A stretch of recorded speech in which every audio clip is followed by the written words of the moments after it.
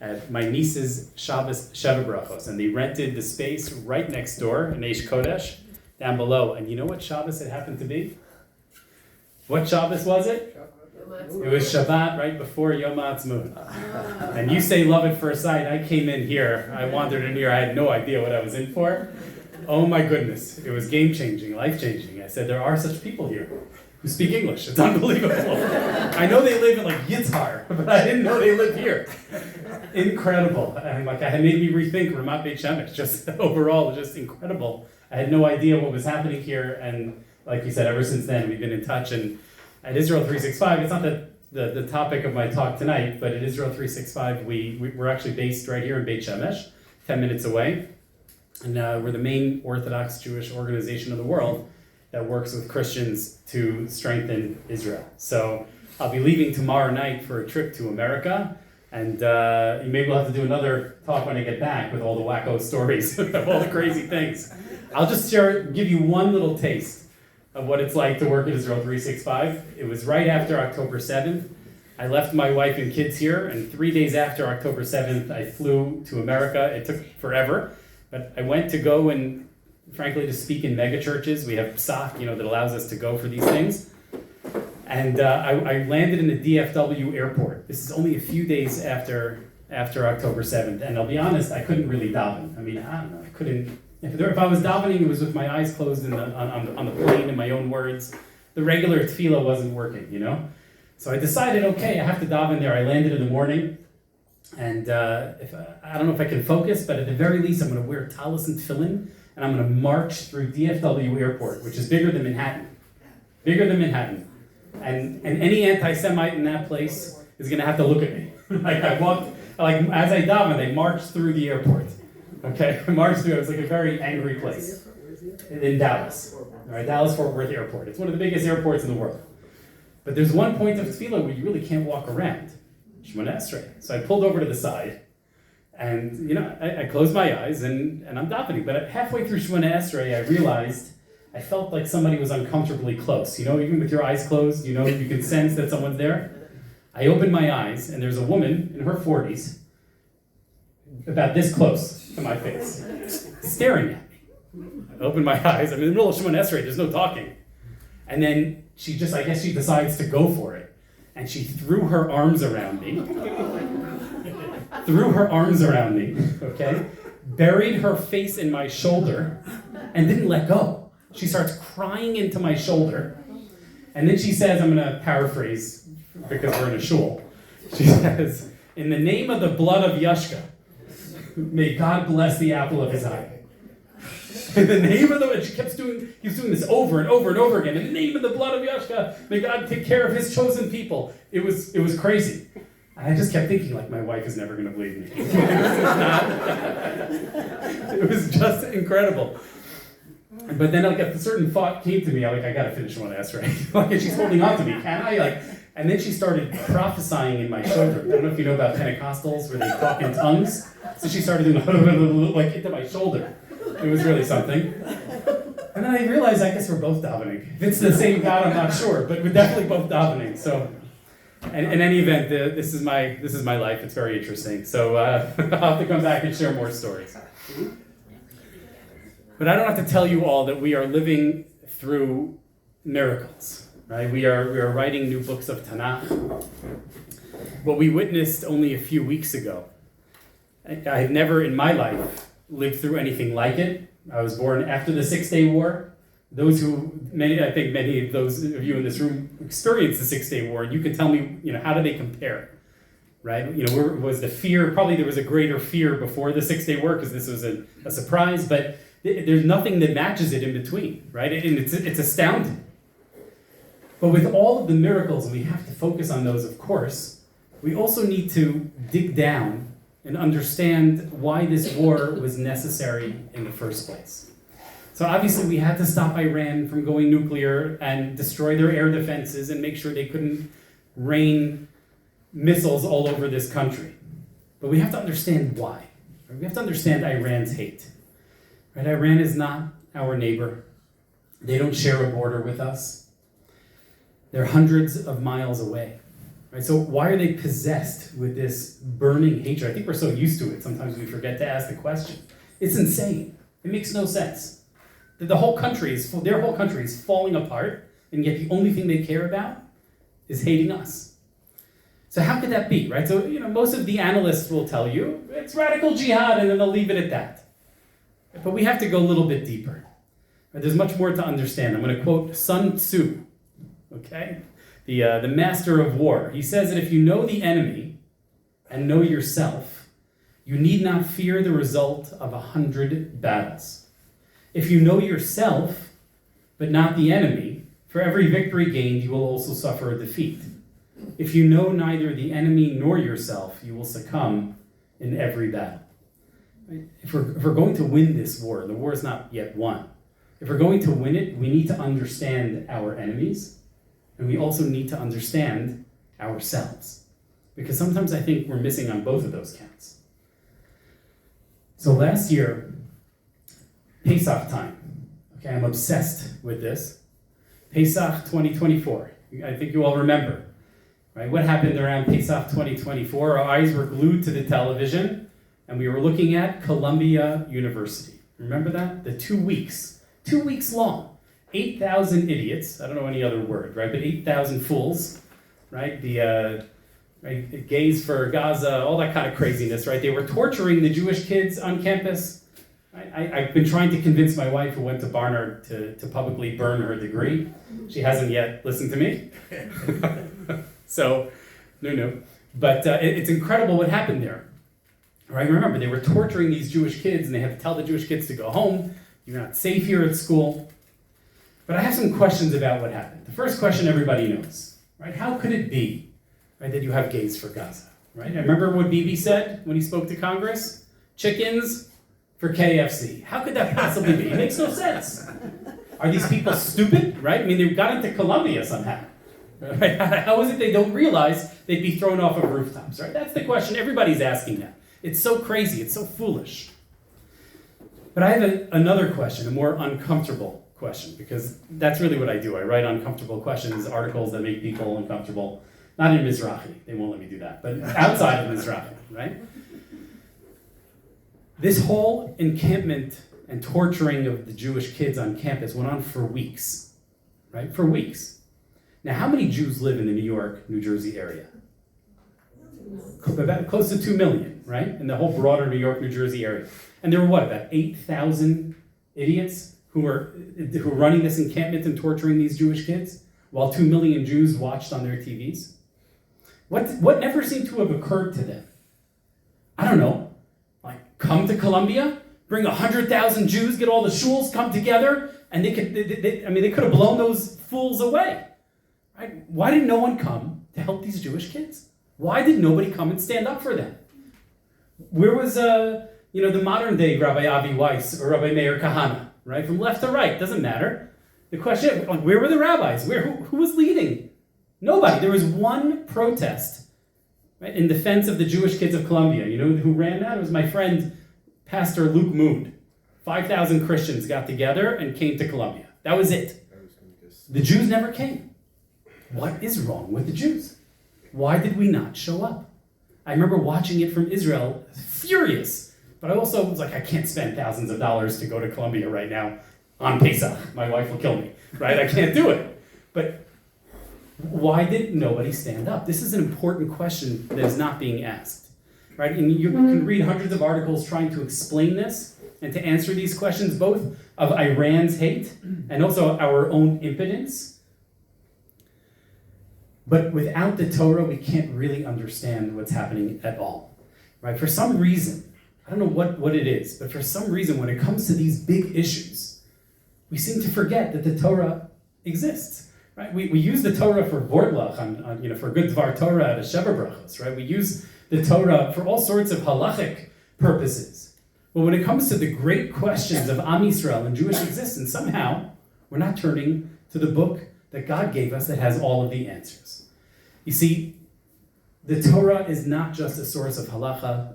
The Torah is not just a source of hashkafa. It's not just a good musar shmooze, a good vort that you can take to give over at your Shabbos table. The Torah, everyone, is a blueprint. Rabbi Yehuda Leon Ashkenazi. It's a name that most of us don't know because we're clueless Americans, what can I say?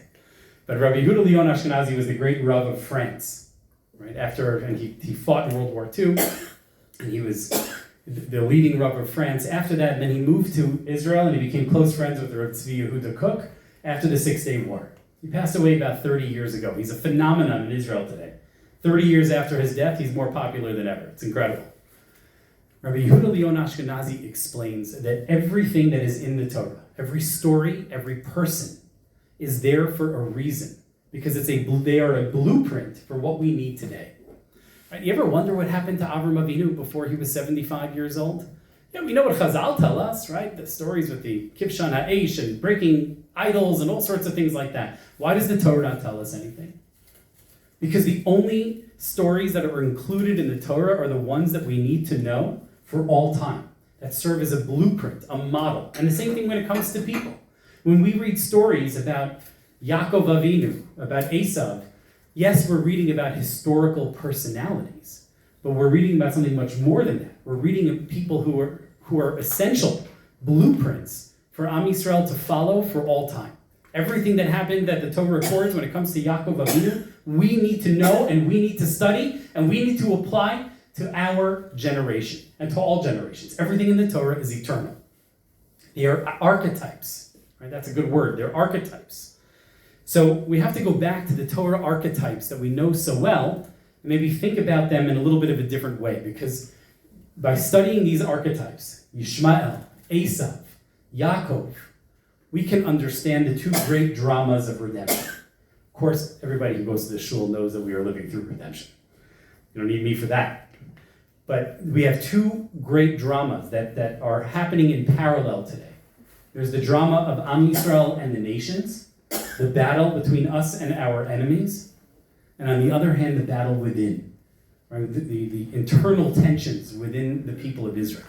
Those two are happening in parallel, and the way to understand them both is by going back to the very beginning, by going back to the Torah itself. But before we go to Bereshis, let's go to a sefer that probably most of us don't learn, the book of Daniel. If I'm talking to Christians, they're like, oh yeah, of course, Daniel, we read it all the time. I don't know, Jews don't read Sefer Daniel, but they're like obsessed with it. It's fascinating.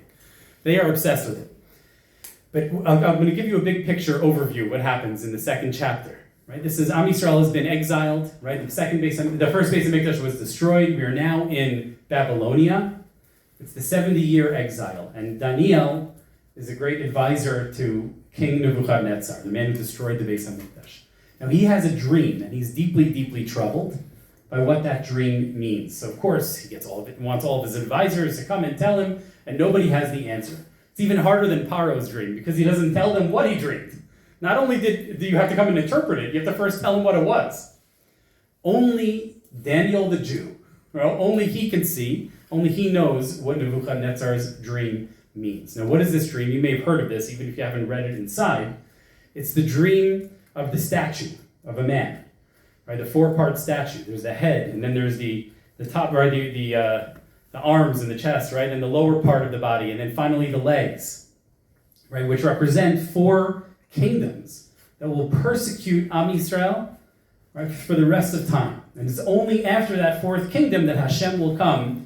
Right, and Hashem's great kingdom will destroy all the earlier kingdoms, right? And then we'll have, of course, that is the final redemption.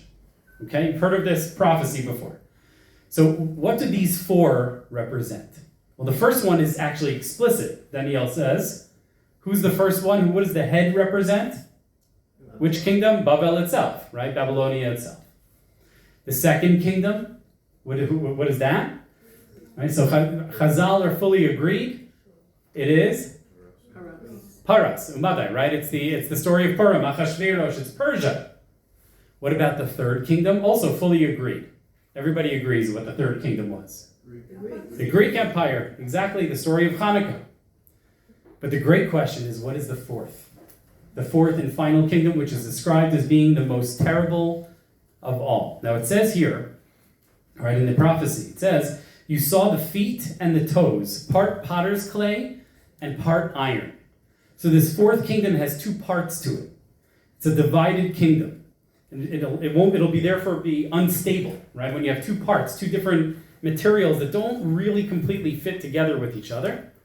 So what are those two parts of the kingdom? So Chazal is all over the place, right? We have the commentators say all sorts of different things, right? You have Reish Lakish in the Gemara says that it's Edom. And then you have Ibn Ezra who says that it's Ishmael is the fourth kingdom. But I basically built the whole book on top of Rav Saadia Gaon's opinion. Right? You know, who am I to choose between Mefarshim, but the greats? But I chose Rav Saadia Gaon. Because in retrospect, it seemed to me to be the one that made the most sense. He says that there's two parts of this fourth kingdom, and it's one half is Esau, Edom, and the other half is Ishmael. Okay? And those two will come together in their common hatred of Am Yisrael, but they will also be unstable in the sense that they will hate one another. Okay? So that's the prophecy. But what does that mean, right? Who is Ishmael? We know today that right, Ishmael, the Arabs descend from Ishmael, but there are many countries. What does that mean? Why is Ishmael coming after us? And Edom is much harder. Anyone know who's Edom today? Right, what is Esau? Western society, Rome. Right, so the Gemara says that it's Rome. So where's Rome? Rome is gone. Right, so what is Rome today? Right, these are the questions that we need to understand, right, in order to understand our own time. Right? Because we are facing both Ishmael and Esau all at once. Okay? So to understand, we're going to do a little bit of learning together to understand who Ishmael and Esau are. Okay? Rabbi, we could do non-PC over here. Oh, yeah. I don't know what I did. Is it okay? Got a little crackling noise. Should I just yell instead of? Yes, you can. It seems like it got better. Okay. All right. Sounds good. Oh, there it is. All good. Okay. So Ishmael. So if you go to Bereshis, this is chapter 16. We read Vayomer la Malach Hashem. Right? God, the angel of Hashem says to Hagar, Hinach hara v'yoladet ben. You're pregnant and you're going to bear a son, and you will call him Yishmael, ki shama Hashem elam yeh, because Hashem has heard your affliction. V'hu yiyeh pere adam. He will be a wild ass of a man. Okay? I can say that in the shul because it's a translation. Okay? I'm just reading the Torah. Right? But that's what it says, right? That's the translation. Okay, JPS. Yadoba kol v'yad kol bo v'al panei chol lechav yishkon. His hand will be against everyone. Everyone's hand will be on him. He's going to be in everybody's face, in everybody's business. In everybody's business. Well, what does it mean? And this is the most important phrase, because this is when it says who he will be. It says he will be a pere adam, a wild donkey of a man. What does that mean? To be a wild donkey of a man. So Rashi gives us examples, right? Somebody who loves the wilderness and who's hunting beasts, right? Who's out there, a wild person, listim, a bandit, right? Whose hands in everybody's business, who's attacking everyone. But what does it mean fundamentally? So says Rav Kook, and this is amazing. So Rav Kook writes that in Hebrew, the adjective always follows the noun. Right? So Ishmael therefore should have been called Adam Pere. Adam is the noun, and Pere, wild donkey, right? That's the adjective. But instead he's called Pere Adam, implying, says Rav Kook, that Ishmael is fundamentally, their essence is wild, and yes, they're a man, but that's only an adjective. The essence is wildness. Wildness. This is not PC, right? A wild person. And to go even further, says the Chafetz Chaim, okay? He says that someone once asked him about the future relationship between the Jews of Israel and the children of Ishmael. Now keep in mind that the Chafetz Chaim died in the 1930s, a long time ago. This is right close to 100 years ago, way before all of the most terrible things that have happened here in the land of Israel, right, with our Arab neighbors. And what does he say? Our Torah is eternal. When it says that Ishmael will be a pere adam, right? V'hu yiyeh, he will be a pere adam, a wild ass of a man. It means he will always be. Right? The Torah is not simply speaking about Ishmael himself. The Torah is talking about Ishmael and all of his descendants for all time. It's part of his national DNA. Right? Like we say about Am Yisrael, the Gemara says that we are Baishanim, Rachmanim, Begomli Chasadim. We're people who have a natural modesty, right? Which is what we read about in this week's parsha. Matovu Ohalecha Yaakov, right? That we have a certain mercy that Am Yisrael has, right? I think we have more organizations that take care of widows and orphans than we have widows and orphans. Right? You ever wonder, right? It's like every day I discover another 5 new organizations. So you could be frustrated by the organizational waste, or you could step back and say, oh my goodness, Mika Amcha Yisrael, right? That's who we are. Unbelievable. Ishmael is fundamentally wild. So says the Chavetz Chaim, that even if the cultured nations of the world try to educate them and civilize them, it will not succeed. You could put a suit on him and make him an attorney, make him a professor, but he's still going to be a wild man who is a professor, a wild man who is an attorney. Right? And how do we know that? Right? Haraya, look at Zoran Mamdani, right? His father, right, is like all in for Hamas raping Jewish women. Right? That is exactly this. A descendant of Ishmael, wearing a suit, professor at Columbia, who is a wild ass of a man. Right? Fundamentally. It's the national DNA. It doesn't mean that Ishmael is destined always to be evil. That's not the case. Good and evil man chooses. But when it comes to his DNA, his spiritual DNA, his characteristics, he is wild. Okay?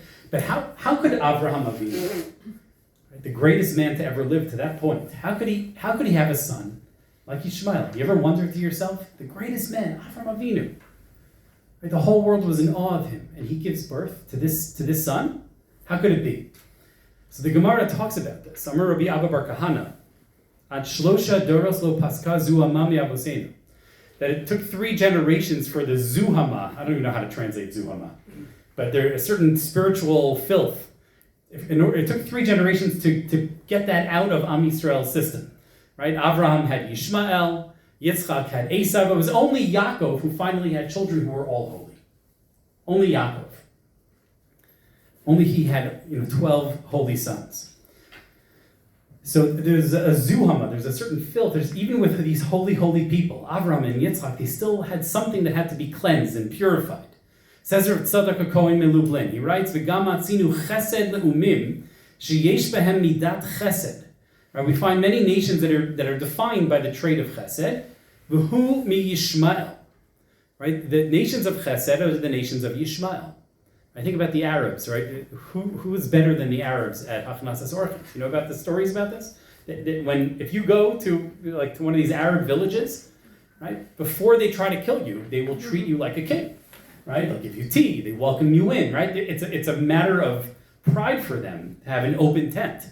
It's fascinating. It's really, I don't suggest you do it, but I'm saying, but it's really an interesting thing. So he said, because Ishmael, he says, is the psolet HaChesed de Avram. It's the psolet, the psul, the husk, the refuse of the chesed of Avraham Avinu. So how could that be? Isn't chesed amazing? Isn't chesed holy and wonderful? I think half of our institutions have the word chesed in it somewhere. So how could it be that Ishmael got somehow the refuse of chesed of Avraham? It's a good question, no? How does that happen? So there's an amazing pasuk in Vayikra. One of those psukim we don't pay so much attention to because it's like deep in the incest psukim, right? Okay, I think we all agree, we know it's not a good thing, right? Incest is bad. Now, if you're a non-Jew, and we have to appreciate how lucky we are that we know Hebrew, right? We may not be fluent like Israelis, but most of us can read through the Hebrew and see this. I feel so bad for the non-Jews out there trying to learn Torah. They would never see this. Because if you read in English, it says, and if a man takes his sister and sees her nakedness, it's a shameful thing. Yeah, it's shameful. You just move on. Of course, it's shameful. It's terrible. That's not what it says. It says in Hebrew, chesed. Right? If a man takes his sister and commits incest, it's a chesed. Strange, right? How could that possibly be? So, Lashon Saginaher is a good idea. That's a good answer. Now I'm going to say something I think goes a little deeper, okay? Think about what chesed is, okay? We have this, right? I'm at the stage right now, it's like a great stage, My kids are older, so they're a lot of fun, but I don't have to get up in the middle of the night. It's fantastic. It's great. They're laughing all the time. I don't know. All my daughters telling me what to do. It's like I have 7 wives, right? It's like unbelievable. They're so much fun. I have a great time with them, right? So we have like in the inside family jokes. It's fun. Friday night at my house is a party. So the natural, normal thing to do is just to have me and my family. That's the natural, normal way of the world. But if we say, wait a second, there's a woman a few houses down who lost her husband recently. She's alone.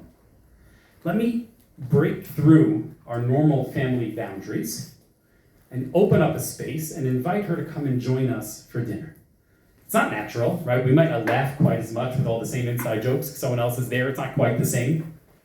But that's a breaking down of boundaries. That's what chesed is, right? And that's beautiful. Most of the time. Sometimes breaking down boundaries is inappropriate, right? Such as the boundaries between a brother and a sister. There's a special love, a unique relationship between a brother and a sister. But it can only go so far. If you remove that boundary, you have chesed in an entirely evil way, right? You've removed boundaries, right? Sometimes it's very beautiful when we do chesed and open up our tents and invite people over, and sometimes it's very evil. Ishmael, everyone, was the man of inappropriate chesed, who removes boundaries that should be there. Now, how did that happen? How could Avram Avinu mess up so badly? Right? He was certainly not inappropriate in his chesed. He was the master of chesed. His tent open on all sides. Says Rav Hirsch, and this is such an incredible insight. So important that I'm going to read it inside. The descendants of Ishmael carry all of Ishmael's nature. Warm sensuality, Hagar's desire for freedom, the spirit of Abraham.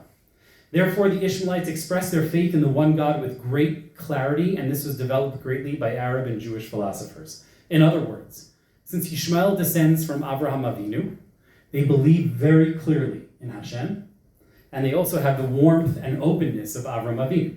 They have the characteristics of Abraham. Right? That's why with Islam, there's no theological issue. Their belief in Allah, it's one God, right? It's great. It's much cleaner than Christianity, which is a gigantic mess for us, right? The whole Trinity and whatever, I don't think they know what it means. It's very hard, very messy, very complicated. But for them, for Ishmael, it's very clear. So what's the problem? Says Rav Hirsch, however, they do not bind themselves to the commandments and the ways of God of righteousness and justice. And for this, they would have needed the motherhood of Sarah, who conquered all of the desires and temptations and learned to control them. If Avram Avinu represents belief in Hashem, Sarah Imenu represents belief in Torah.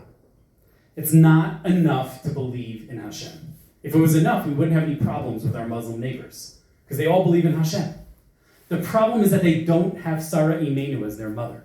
They have Hagar. The Torah, everyone, represents boundaries, healthy, holy boundaries. The Torah is the one that tells us that incest is forbidden.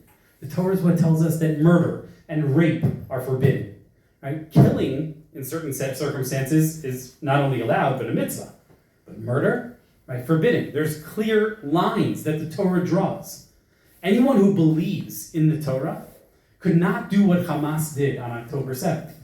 Right? And say, in the name of Allah. They murdered and they raped in the name of Allah. You can't murder and rape in the name of the Bible, the Torah. It's impossible. Right? It's so clear that it's forbidden. Right? Sarah Imenu represents controls, and that's precisely what Ishmael does not have.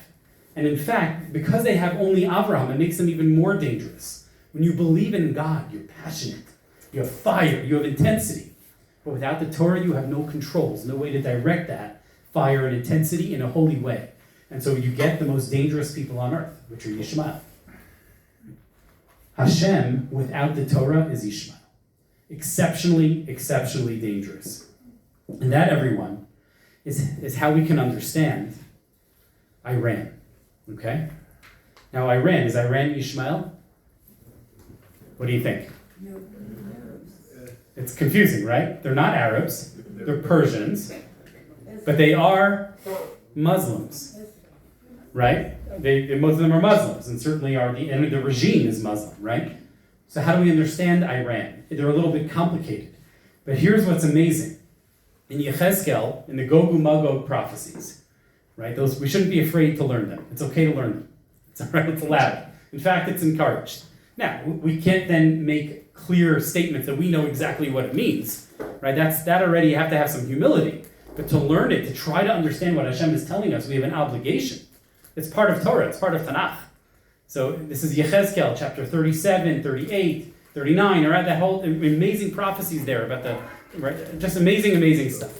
So it says there, in the Gog and Magog prophecy, right? Ben Adam sim panecha el Gog, Eretz HaMagog. It's talking about this great war against us that will happen at the end of time. And it talks about as part of Gog's coalition, is Paras, Cush, Ufut. What is Paras, Persia? Says the Malbim. The Malbim says, V'tzad ha'acher yelchu gam chel Ishmael shehem Paras. 40 years ago, the Malbim said that Paras is Ishmael. They are one and the same. What does that mean? Not biologically, right? The Persians do not descend from Ishmael, but they adopt the way of Ishmael, meaning they adopt Islam. And so they take on the mantle of Ishmael, right? And just like people who convert to a cause are usually the most intense, right? The Balei Tshuva, or the fieriest Jews. Same thing here. These Persians took on the mantle of Ishmael, and the Malbim said that it was going to happen 130 years ago. It's pretty incredible. If you're learning Tanakh, you got to learn the Malbim. Right? He was so spot on, it actually makes me jump out of my chair. There's several times. When I was learning early in the morning, I'm a morning guy, right? 5 o'clock in the morning with my coffee, I jump out of my chair looking at them, reading the Malbim. Maybe this is why we get along so well. You probably do the same. Rabbi Myers was also jumping out of his chair at 5 a.m. It's incredible, right? So this is Iran. Iran is Ishmael, right? And there's such a hatred of Am Yisrael. Why? Because we are the people of the Torah. What they hate about us is that we represent controls and boundaries, right? Our whole existence as the people of the Torah is a constant, right, middle finger, essentially, to Ishmael and to everything that they stand for, right? They believe they can murder, they could rape. It's in the Quran that they could do those things to the infidels, and that's holy. Our Torah, right, throws it back in their face, and it makes them furious. And so they hate us, first and foremost, because we are the people of the Torah, we are the people of Tanakh. And who do they hate secondarily? They hate Christians secondarily because they also adopted the Torah, right? And that's why they say, right, on Saturday, first the Saturday people, then the Sunday people. On Saturday, they're going to kill the Jews. On Sunday, they're going to kill the Christians, right? Because they hate the people of the Torah, okay? And this is why, right, Sarah Imenu was the one who understood, and not Avram Avinu, the danger of Ishmael. It was Sarah Imenu who understood it.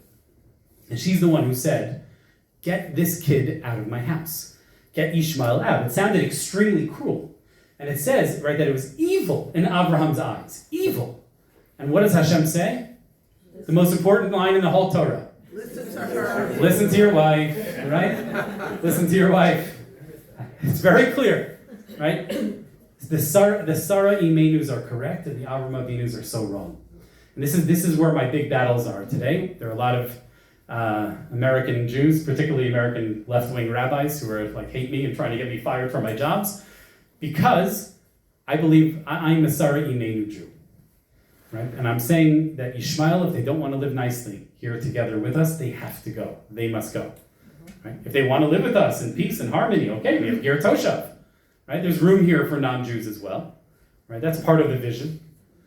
Right? But these people in America, they're well-meaning. They're Avram Avinu Jews, and when we say that they must go, what do they say? Vayira hadavar beinav. Right? It's so evil in their eyes that we say that we want these people to go. Right? But we're the ones who are living here. Right? The murder that just happened last week on Thursday was at Arami Levy. It's right where Ari Fuld was murdered. That's where my wife shops every week.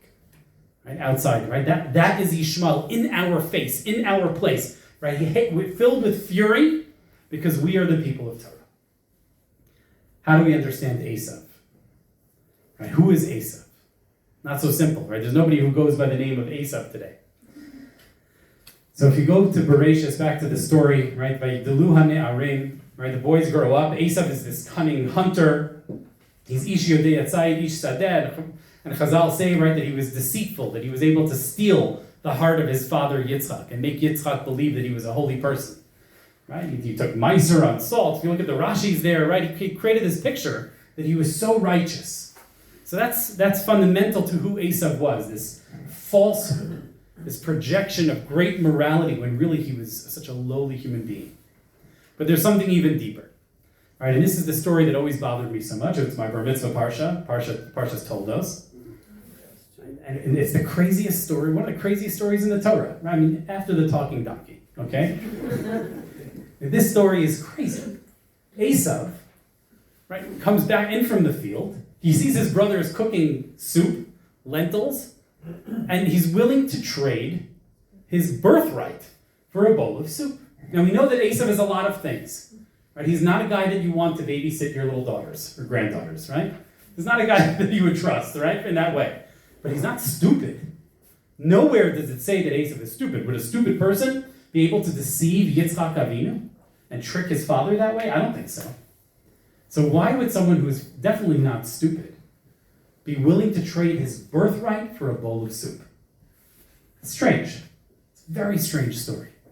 So of course Chazal have the answer, and it's an incredible, incredible answer. And they tell us that this was the day that Avram Avinu died, Esau's grandfather. And why was Yaakov cooking that bowl of lentils? Because that's the food for Shiva, right? That's the food for Shiva. Now when Esau comes in from the field, he says, Anochi holech lamut. I'm going to die, right? Lama zali bechara. What do I need the birthright for? We read that very simply. I'm so hungry. What do I need a birthright for? I'm going to die. I'm starving. There's something much deeper that's happening here. Chazal tell us that Esau at this moment had a complete spiritual meltdown. Right? He has a spiritual crisis. He says, if my grandfather, Avraham Avinu, the greatest man to ever walk this earth, if even he bites the dust, and he too dies and will be buried underground just like everybody else, then all of this is a sham. All of this spiritual work that we have to do, that our father Yitzchak raised us, all of this Torah, whatever the Torah looked like back then, all of this control and right, you have to live in a holy way and not eat this and only eat that, all this stuff. And they said, what is this? It's a load of garbage. It's all a waste. There is no next world. Right? My grandfather is dead and he's underground. If I'm going to die too, what do I need all of this? Anochi holech lamut. I am mortal. I'm going to die just like my grandfather. So lama zali b'chara. What do I need this spiritual birthright? Right? We're all going to die anyway.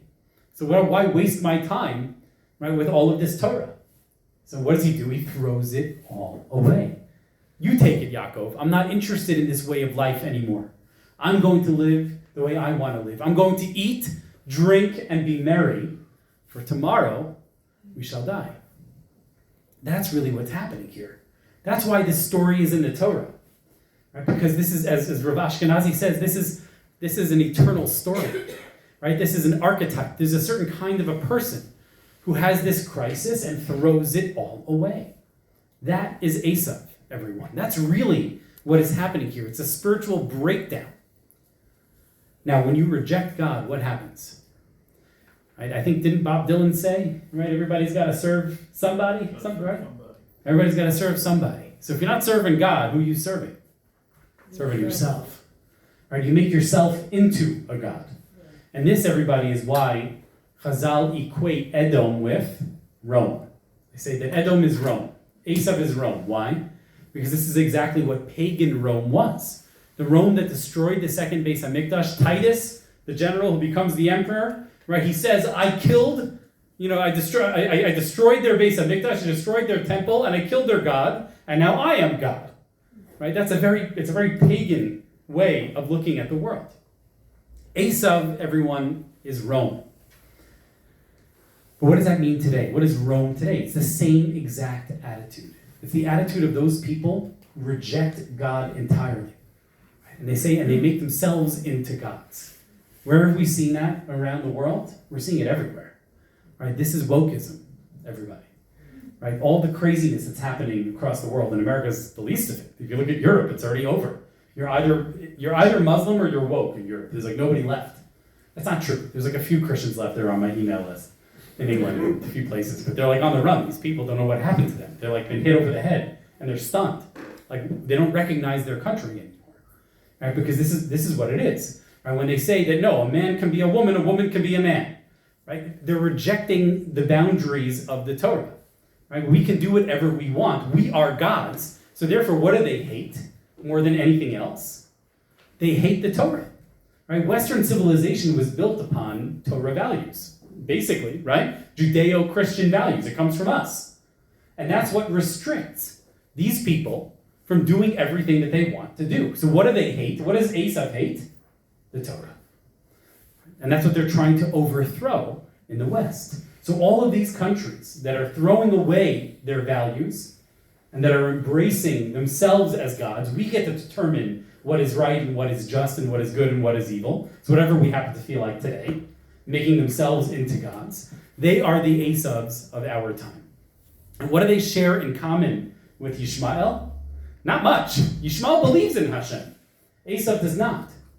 They share a common hatred of the Torah. That's what they share. That's why it's the war against the Bible, right? It's the war against the Bible. And of course, the people of the Torah, the people of the Bible, which is us. Right? That's why they hate us. And that's why you have gays for Gaza. Right? Even though they themselves would be hanged in Gaza, it's because they share a common hatred of the Torah. That is Ishmael, that is Esau, that is the iron and the clay in Sefer Daniel coming together in an unstable alliance. We know it's not going to last. Right? How this alliance could never last. Can jihadists somehow, right, have a long-lasting alliance with gay kids in Columbia University? I don't think so. Right? That's not going to last. But they can come together against Am Yisrael in their common hatred of the Torah and what we stand for. That, everyone, is what we are living today. All right, and that's why it says, Chazal tell us that Esau sonei es Yaakov. It's a rule that Esau hates Yaakov. Now, I think many people misunderstand that. They think like, oh, Esau means all non-Jews, and therefore, by definition, all non-Jews hate us. That's a very dangerous and incorrect way of looking at it. I'm pretty sure that lady who hugged me in DFW airport was not Esau sonei es Yaakov. She was not. She was also Latino. I don't know, there's something about the Latinos. A lot of them really love us. They really do. There's something like a warmth there. I don't know. They have a warmth. We have a warmth. There's something that we share in common. There are lots of good people, a lot of good goyim around the world who do not hate us. So what does it mean that Esau sonei es Yaakov? It means that if you are Esau, if you're someone who rejects Hashem and rejects the Torah, by definition you hate Yaakov. By definition you'll hate the people of the Torah. That's what we're talking about. And it makes much more sense now. So, this is the first great drama of redemption, the external drama of redemption. I know, I see it's already 8:25, so I'm not going to go too late. It's getting close to bedtime for a lot of us, myself included. I'm an early guy. I won't keep us too late, don't worry. But we have to understand the other question, the internal drama of redemption. I was so furious when nobody stood up and did anything to help those kids in Colombia. And I'm still in the American Rabbis WhatsApp group. I don't know if I've ever told you this, Rabbi Mark. And I have to it's very hard to control myself, right? I have such a fury sometimes. Where are you? What are you all doing? Oh, I'm on a Pesach program.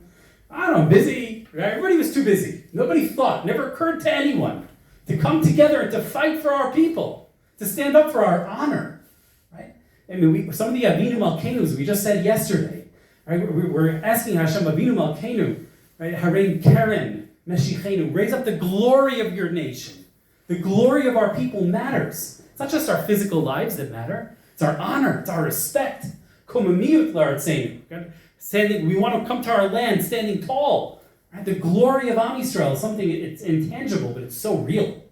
Why was no one standing up? And the answer is also in Sefer Bereshis. We have to go back to Yaakov Avinu.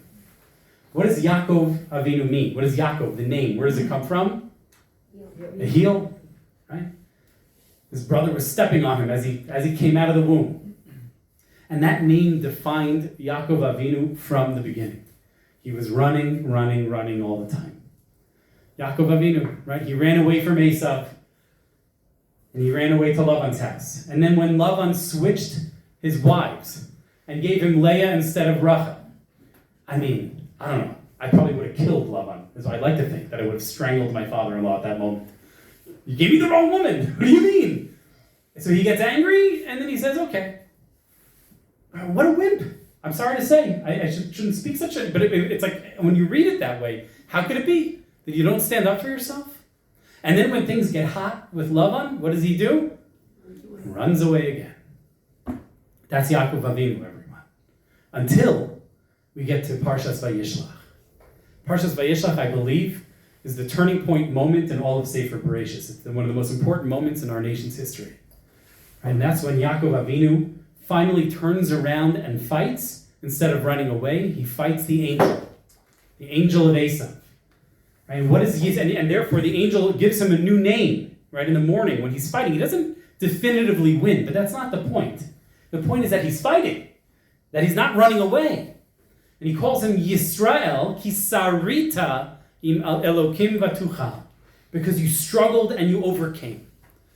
All of a sudden, for the first time, you didn't run away, and so now you are not Yaakov, you are Yisrael. It's amazing. It's an awesome moment. Except, does it last? Right? We have a rule. The Gemara says, it's a very important Gemara.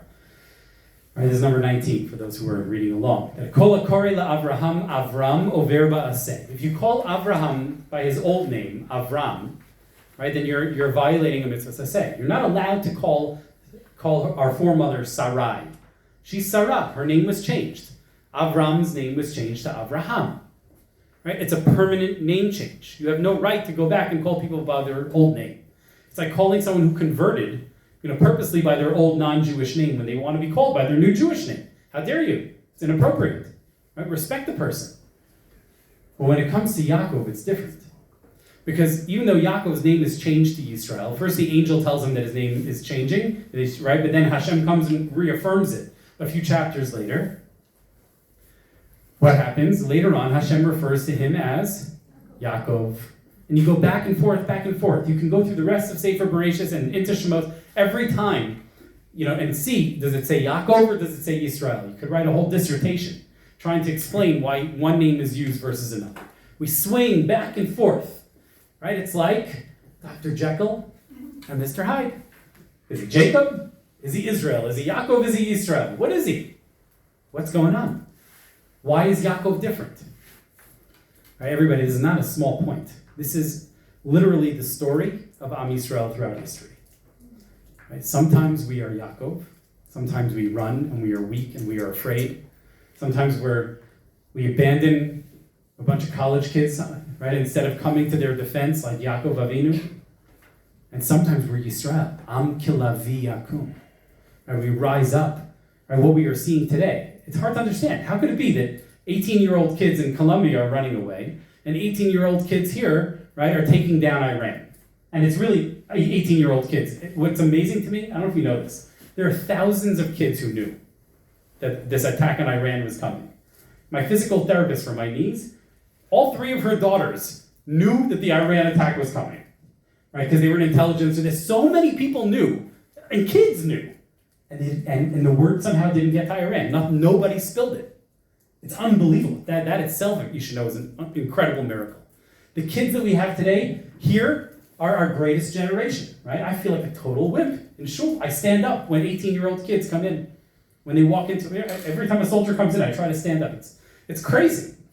We're lit, right? So why is it that over here our soldiers, they're lions, these kids, right? And over there in Colombia, they're Yaakov. They're terrified. They're afraid, right? You should know, since I'm an awkward person, right? Last summer, it was right after this happened, every time I was at a Jewish community, in New York, New Jersey, I said, why didn't you go? I asked people directly to their faces. And the general answer that I got was, well, they were scared. And I don't want to send my kid over. I don't want to go over there. Who knows what's going to happen? They're Vildachayas. Who knows what's going to happen if we go over there to Colombia? So nobody went. So what's going on? How do we understand it? So there's a lot we could say here, but on a very simple level, right? When it comes to Yaakov and Yisrael, when are we Yaakov and when are we Yisrael? The short answer is when we are in Galus, when we are in exile, we are Yaakov. When we're out of our natural habitat, when we are not in our natural place, when we are a minority, we're on the defensive, we're afraid, we are Yaakov. And that is the curse of exile. But when we come here, it's amazing. Take a wimpy American family, like all of our families, I don't mean to insult anyone, mine too. Take a wimpy American family from Muncie or from wherever, and you bring them over here, you plant them in Israel, and their son is like, it's unbelievable. They're in Yahalom, and they're blowing people up left and right, fearless. What is going on, right? It's not be'etzem, it's not essential that the Jews of exile are wimps, right? It's a product of their environment. If you take them and put them in their natural habitat, and put them in the place where they were meant to be, they become Yisrael. And that is the great internal drama of redemption that we are experiencing today, because it doesn't happen overnight, right? There's still a lot of Yaakov that's in us here, even in the land of Israel. A lot of fear and a lot of unwillingness to take and to claim what is ours, right? Think about it. How is it that we're able to defeat Iran in 12 days? But it's been 18 months, 20 months, and we still haven't defeated Hamas in Gaza around the corner? What is that about? It's not a military issue, right? It's a Yaakov Yisrael issue. We're still struggling to become the nation that we're meant to be. That's the internal drama of Yaakov to Yisrael. Okay? All of us can be lions. Every one of us can be lions. And I was always amazed by the movie Madagascar. Did anyone ever watch it with your children or grandchildren? Right? Remember that cartoon movie? Right? What an amazing movie. Okay? It's basically it's a cartoon movie about a bunch of wild animals, like in a zoo in New York City. And they act like they're ferocious, but the lion is getting his nails done. At night they're eating sushi, right? Because they live in cages. They're not really wild animals, right? They live in a zoo. But then one of them escapes, and they all run after, and somehow they all end up in Madagascar. Right? Their natural habitat. They drop them out of an airplane, they fall into Madagascar, and that's the whole shtick of the movie. You take a wimpy New York City animal, and you let it loose in the wild in Madagascar and see if it survives. That is literally the shtick of the movie. But it's so profound, because the Jews of exile, right, are like New York City zoo animals. That's what they are. Right? They're not in their natural habitat. But it's not meant as an insult, because the moment you take them out of there and you bring them to Madagascar, like what happens in the movie, by the end of the movie, the lion becomes a ferocious lion. Am kilavi yakum. Right? This wimpy exiled Jew transforms. It's incredible, because he's not, in essence, a wimp. He's not. Yisrael is there, it's just dormant. And that is the great transition. That's the great drama that we are seeing today. Right? That's why it's so hard sometimes. You wonder. You've only lived here a few years, maybe 5 years, 10 years, and then you try to talk to your friends in America and they don't really understand. And it's like there's a gap there, right? What don't they get? It's Yaakov and Yisrael. And that's the drama that we, everyone, have merited to be in the midst of. Our grandparents and their grandparents before them, all they knew was Yaakov. What a merit to live at such a time that we get to be lions, to witness our children and our grandchildren becoming lions. What an incredible, incredible time to be alive. It's painful. It's very, very painful. But what an incredible time, what a joy, all right, to be alive at such a time, to be witnessing this redemption and this transition happening all at once. If you liked all of this, there's a lot more of it in the book, right? In painstaking detail, but really so much more that we obviously can't get into in a shiur. So if you like it, I'll stand over there afterwards. I got more books in my car, so not to worry. But I think really most importantly, we cannot ever forget, not for a moment, right, the merit that we have to live at such a time, right, to see these prophecies come to life. Never in Jewish history could we have ever been so sure, so certain, right, that we are Hashem's chosen people, and that, right, I mean, it's incredible. Everybody else, they're all having crises. Any honest Christian doesn't know what to believe anymore. If they're honest and they see, right, clearly we're the real Israel. We came back. Everything's happening through us. They're thrown into crisis. That's part of why there's a lot of meltdowns going on over the last 80 years since Israel was established. Right? But we, now more than ever, we know how clear and how true our Torah is. Our prayer is that the world, and Esau and Ishmael and all of their descendants, should finally open their eyes and realize, right, that this Torah is not their enemy, and they shouldn't make a war against the Bible, but it's the greatest blessing that Hashem ever gave to mankind. Thank you, everyone.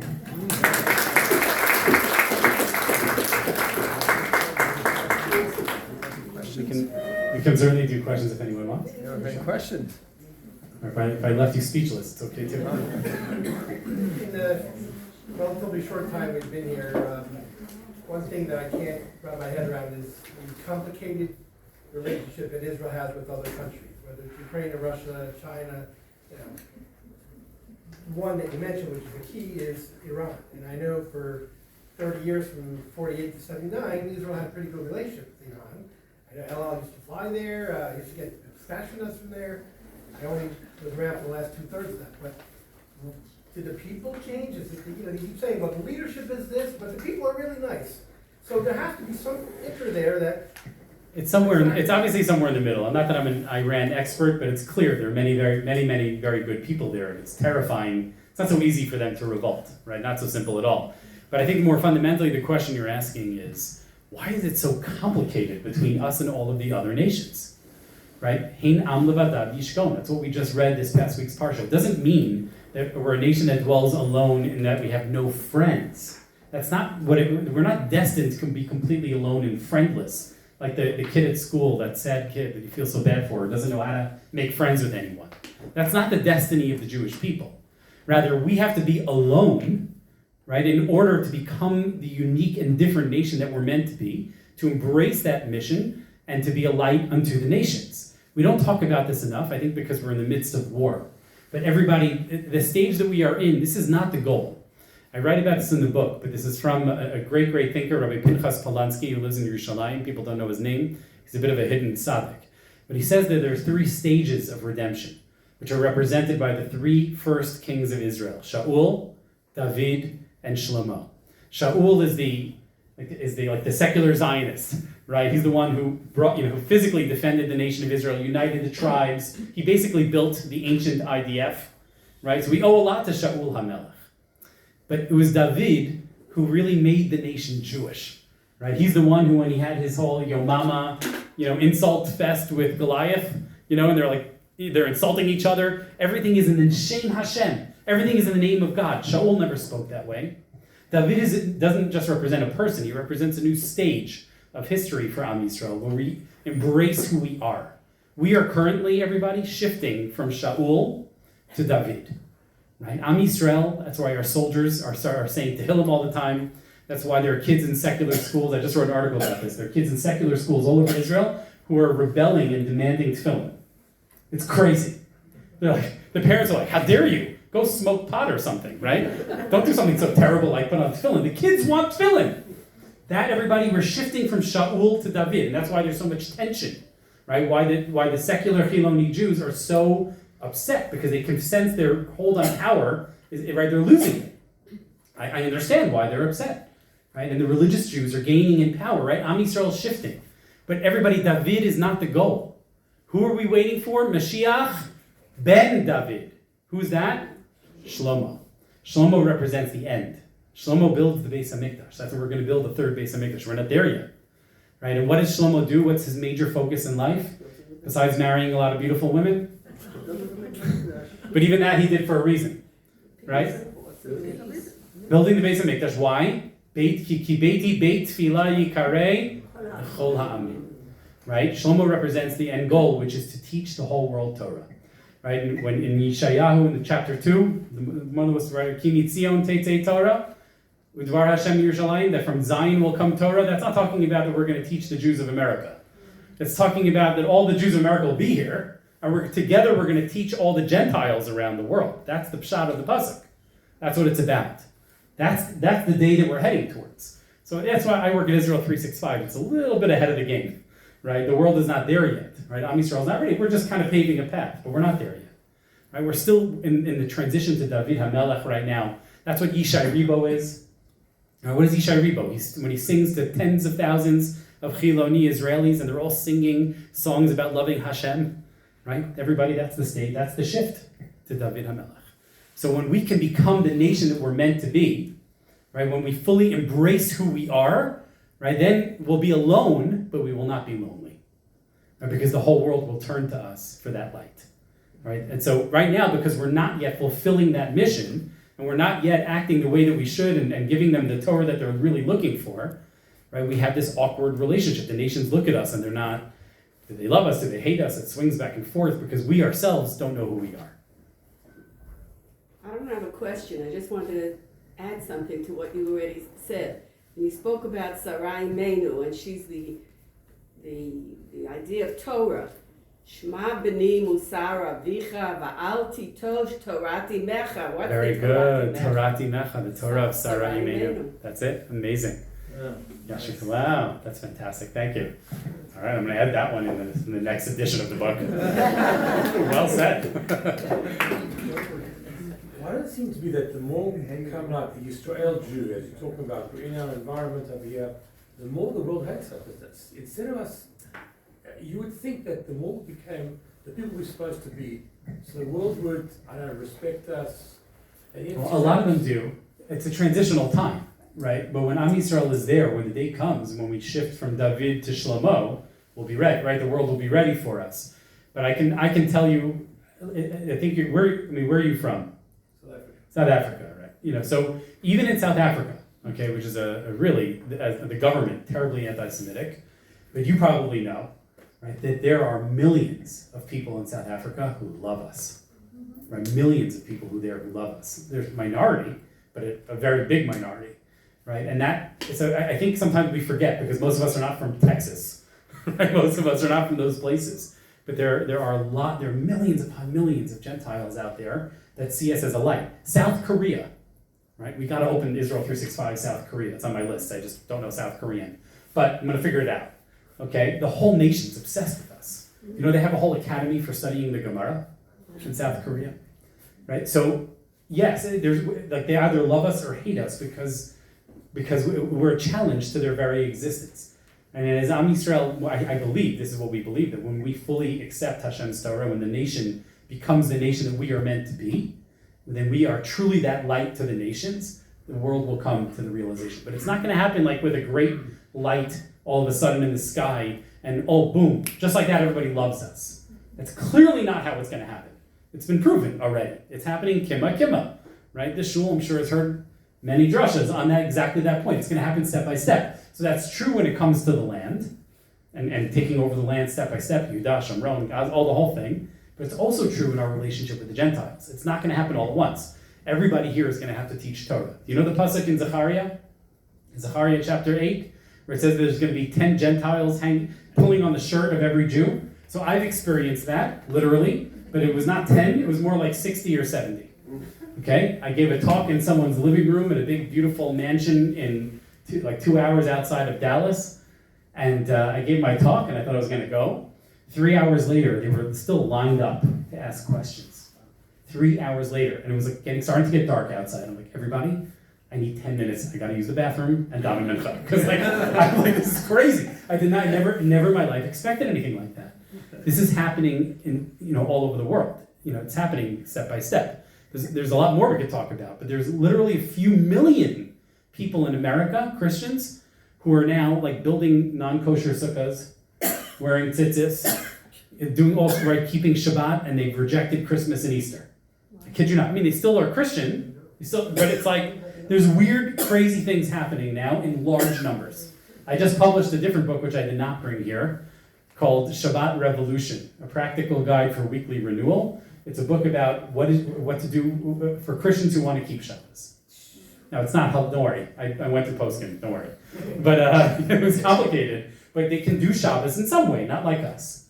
The fact that there's a desire for that book should give us all a lot of strength. Right? People are seeing the truth of Torah. So it's coming. It's not all bad. It's not all bad.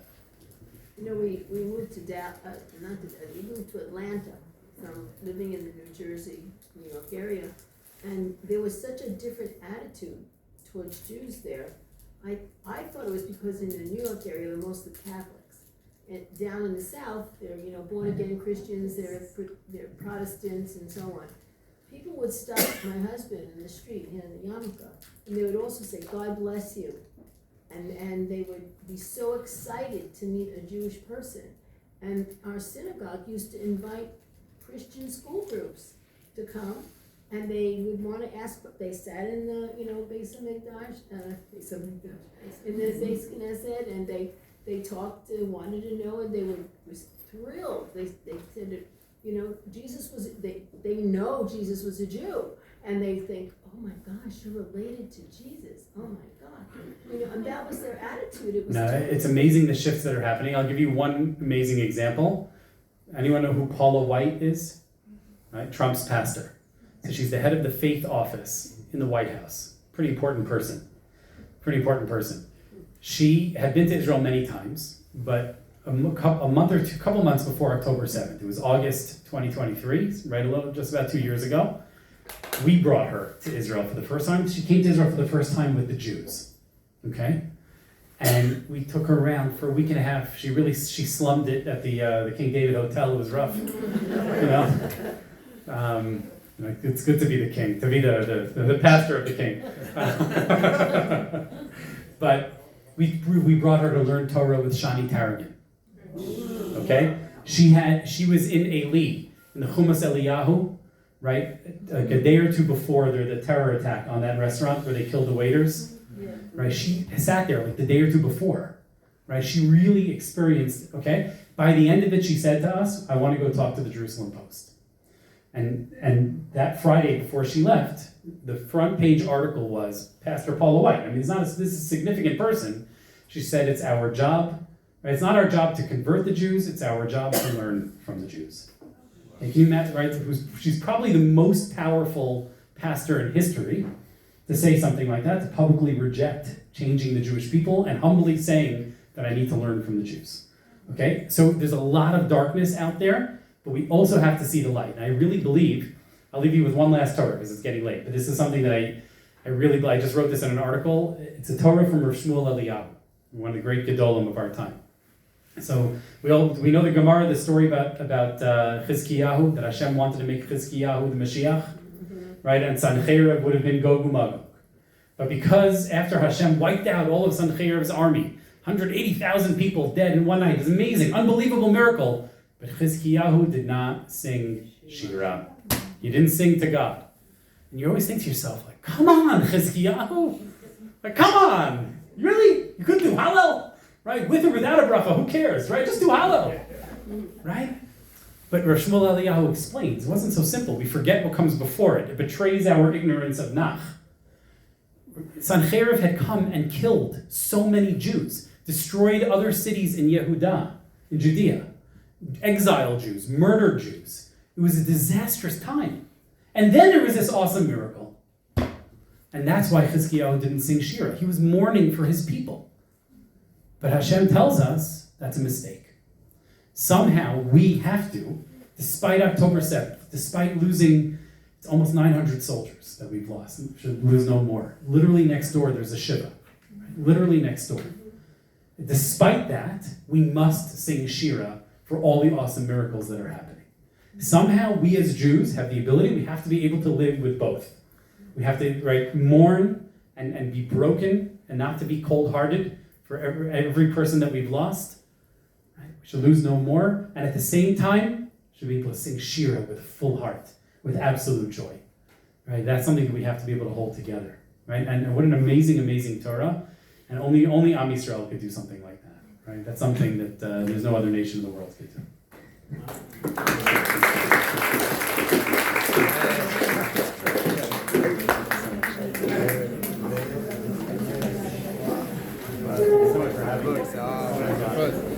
What is